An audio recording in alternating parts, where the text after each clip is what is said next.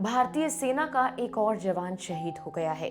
जम्मू कश्मीर में एलओसी पर पाक की फायरिंग में 27 साल के मुरली नायक ने देश के लिए अग्रिम मोर्चे पर लड़ते हुए अपनी जान गंवा दी, जबकि इससे पहले पलवल के लांस नायक दिनेश कुमार भी फायरिंग के दौरान शहीद हो गए थे। मुरली नायक के परिवार का रो रो कर बुरा हाल है। नायक कहाँ के रहने वाले थे, उनके बारे में उनके परिवार ने क्या कुछ कहा है, बताते हैं इस वीडियो में। नमस्कार, मेरा नाम है मेघना सचदेवा और आप मुझे देख रहे हैं लोकमत हिंदी पर। मुरली नायक आंध्र प्रदेश के सत्यसाई जिले के कलीथांडा गांव के रहने वाले थे। पिछले कई दिनों से एलओसी पर पाकिस्तान की तरफ से आम नागरिकों को निशाना बनाया जा रहा है और फायरिंग हो रही है। इस फायरिंग का जवाब देते हुए जवान मुरली नायक 8 मई की रात शहीद हो गए। उनका पार्थिव शरीर कल तक उनके पैतृक गांव पहुंचने की उम्मीद है। गोरंटला की स्थानीय पुलिस के अनुसार श्री राम नाइक के बेटे मुरली नाइक आदिवासी बस्ती के एक गरीब किसान परिवार से थे। नाइक जम्मू और कश्मीर में तनावपूर्ण नियंत्रण रेखा पर तैनात थे।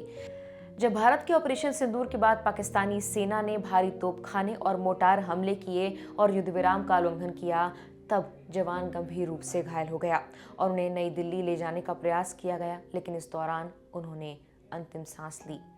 सुबह सुबह नाइक की मौत की खबर पूरे जिले में फैलते ही कलीथांडा और आसपास की बस्तियों में रहने वाले गरीब आदिवासी समुदाय में शोक है।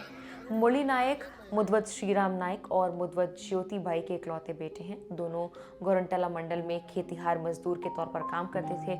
पूरे जिले में स्थानीय लोग शोकाकुल परिवार को सांत्वना देने के लिए पहुंच रहे हैं। आंध्र प्रदेश के मुख्यमंत्री एन चंद्रबाबू नायडू ने देश की रक्षा करते हुए शहीद हुए राज्य के सैनिक मुरली नायक को शुक्रवार को श्रद्धांजलि दी है। नायडू ने सोशल मीडिया पर पोस्ट करते हुए कहा, देश के लिए अपने प्राणों की आहुति देने वाले शहीद मुरली नायक को मेरी श्रद्धांजलि। मैं उनके परिवार के सदस्यों के प्रति अपनी गहरी संवेदना व्यक्त करता हूँ। इससे पहले हरियाणा पलवल जिले के मोहम्मदपुर गांव के रहने वाले दिनेश कुमार भारतीय सेना की फील्ड 5 रेजिमेंट में तैनात थे और वो पुंछ में पाकिस्तानी सेना के सामने डटकर जवाब दे रहे थे। पाकिस्तानी सेना ने गोलीबारी की।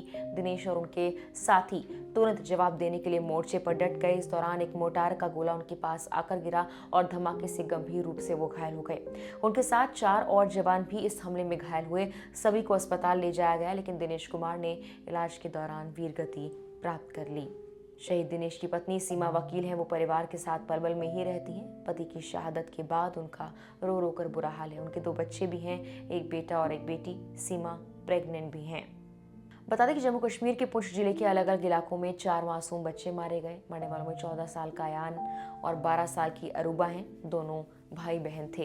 पुंछ जिले के कलानी गांव के रहने वाले थे। इसके अलावा इस गोलीबारी में 7 साल की मरियम खातून और 13 साल के विहान भार्गव भी अपनी जान खो बैठे हैं। अब तक एलओसी पर इस गोलीबारी में 15 से ज्यादा लोगों की मौत हो चुकी है और 2 जवान शहीद हो चुके हैं। फिलहाल के लिए इस वीडियो में इतना ही।